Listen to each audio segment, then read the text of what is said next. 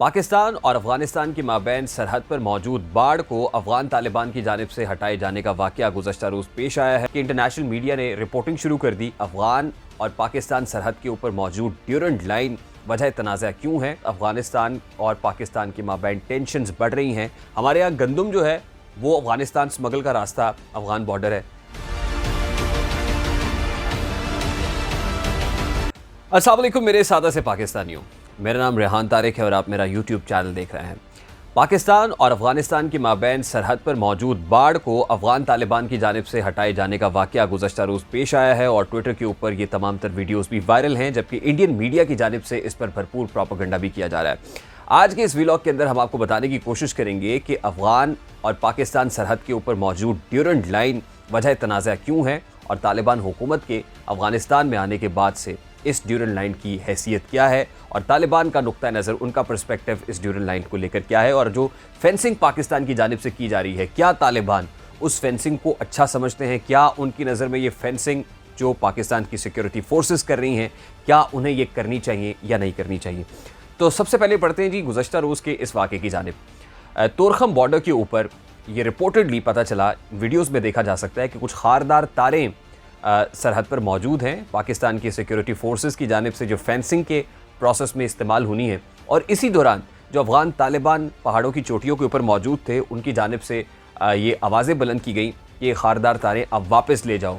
आवाज़ें बुलंद ये कहा जा रहा है कि आप इन तारों को उठाइए और इसको वापस ले जाइए क्योंकि आप हमारे इलाके में फेंसिंग करने की कोशिश कर रहे हैं। यानी यूँ लग रहा था कि जैसे वो ये कह रहे हैं कि पाकिस्तान अफगानिस्तान की जो सॉवरेनिटी है, जो टेरिटोरियल जो उसकी हेजिमनी है, रीजन है, उसको असल में इंटरवीन करने की कोशिश कर रहा है या उनकी इस टेरिटरी, उनकी हदूद के अंदर दाखिल होने की कोशिश कर रहा है, जिसके ऊपर भरपूर रेजिलियंस का मुजाहरा उनकी जानिब से किया गया है।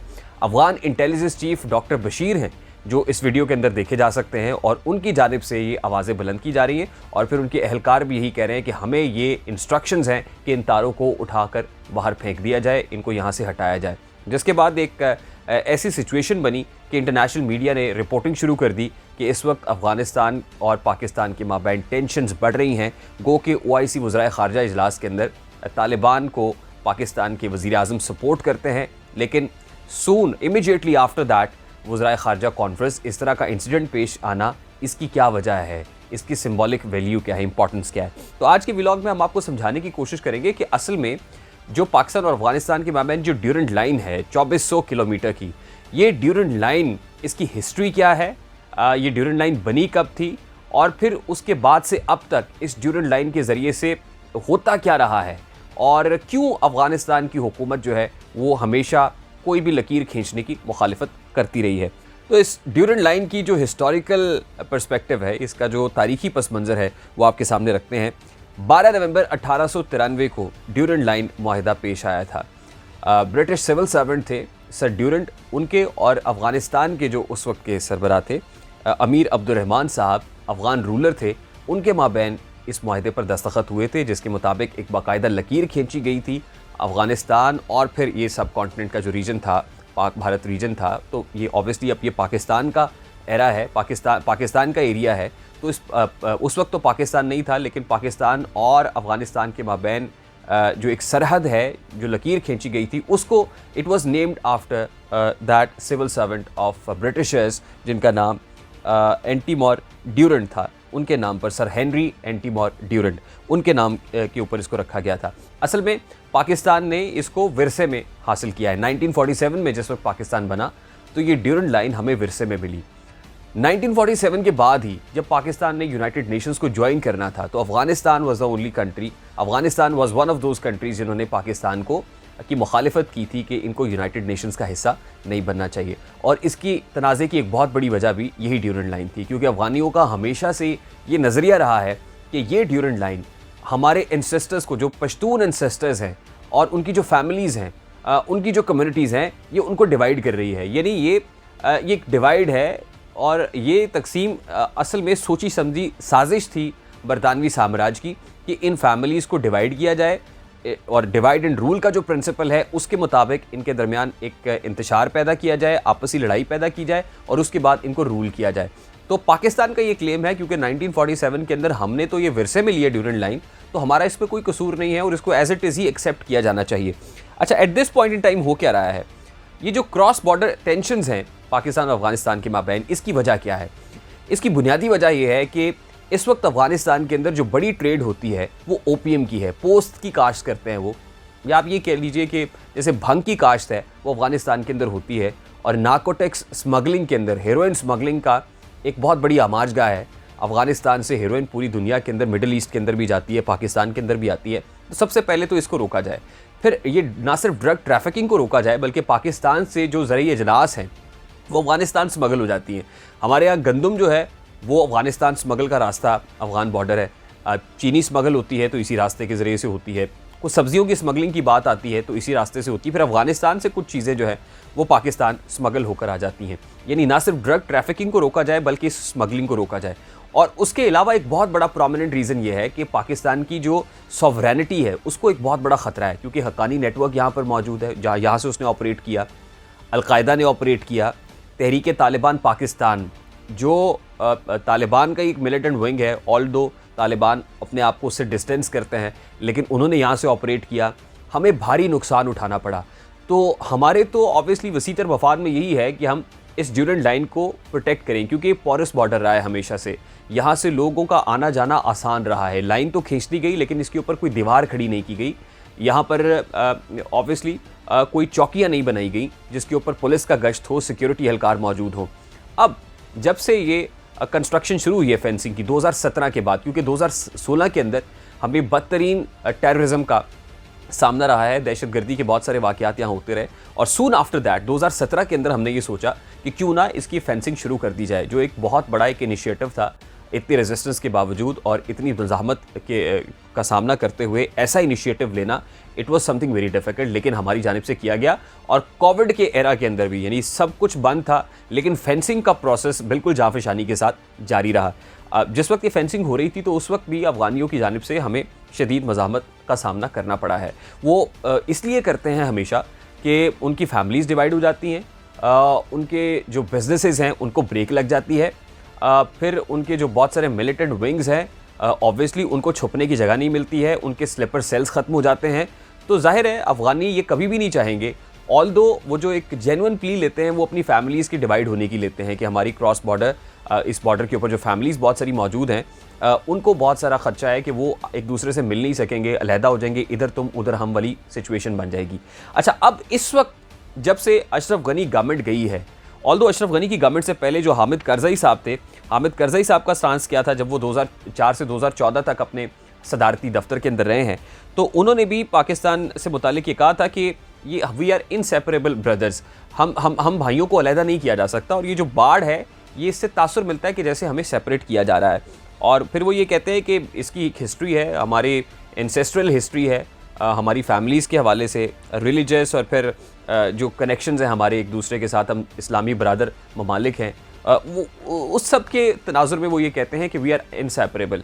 लेकिन फिर भी हमें जो दहशतगर्दी का सामना रहा है, इस सब के बावजूद ये एक मुसल्लमा हकीकत है, क्योंकि हमने बहुत सारे ऑपरेशंस लड़े हैं, ऑपरेशन ज़रब-ए-अज़्ब हो, ऑपरेशन रद्दुल फसाद हो, फिर सानह APS के अंदर जितना हमने भारी नुकसान उठाया है, तो व्हाट्सएवर द रीजंस में भी, लेकिन हमें तो बामरे मजबूरी ये करना पड़ रहा है।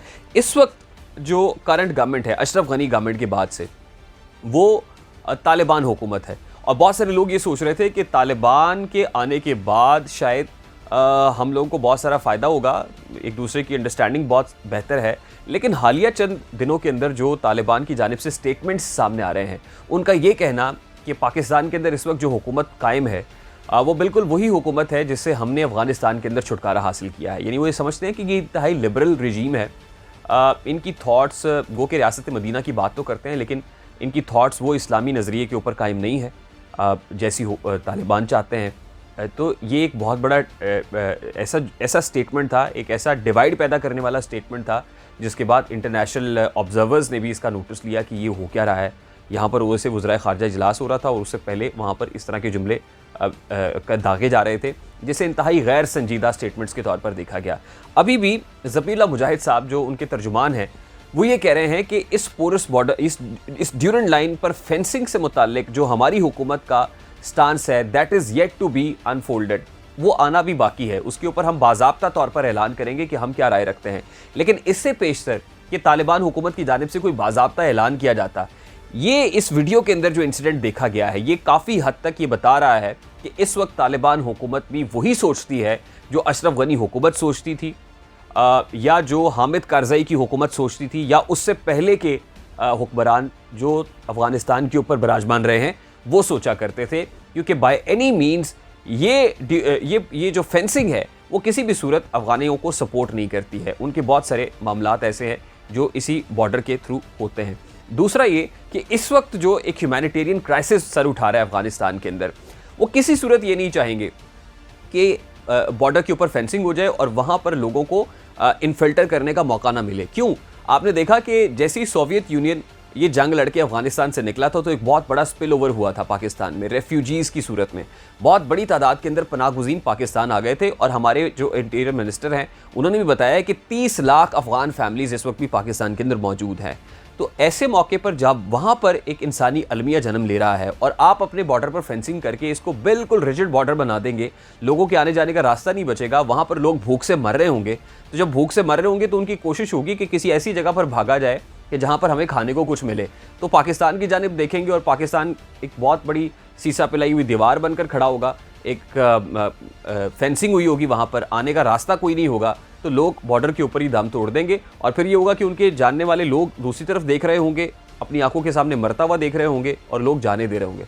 तो इस वक्त भी तालिबान हुकूमत किसी सूरत ये नहीं चाहेगी कि हम फेंसिंग करें। और एक पैगाम तालिबान हुकूमत ने इस इंसिडेंट और इस वीडियो की सूरत में हमारी हुकूमत को दे दिया है कि खुदा का वास्ता है ये फेंसिंग ना करो। ये फेंसिंग जो है वो हम भाइयों के दरमियान नहीं होनी चाहिए। We are inseparable. वही बात जो हामिद कारज़ई साहब ने की थी वो अब तालिबान भी कर रहे हैं। बाज़ाब्ता तौर पर ऐलान अभी होना बाकी है, लेकिन पाकिस्तान हुकूमत को मज़ाहमत का सामना करना पड़ेगा। एंड आई होप कि वहाँ पर जो तहरीक तालिबान पाकिस्तान है, या वहाँ पर जो IS है, या वहाँ पर इवन तालिबान हैं, उनकी जानिब से अभी तो सिर्फ लफ्ज़ी जुमलाबाजी हो रही है। खुदा न खास्ता ये जो हक्कानी नेटवर्क, अलकायदा, TTP और ये सब तंजीमें जो बैंड आउटफिट्स हैं, अगर ये दोबारा रिएक्टिव हो गई तो हमारे यहाँ सिक्योरिटी का एक बहुत बड़ा इशू पैदा हो जाएगा।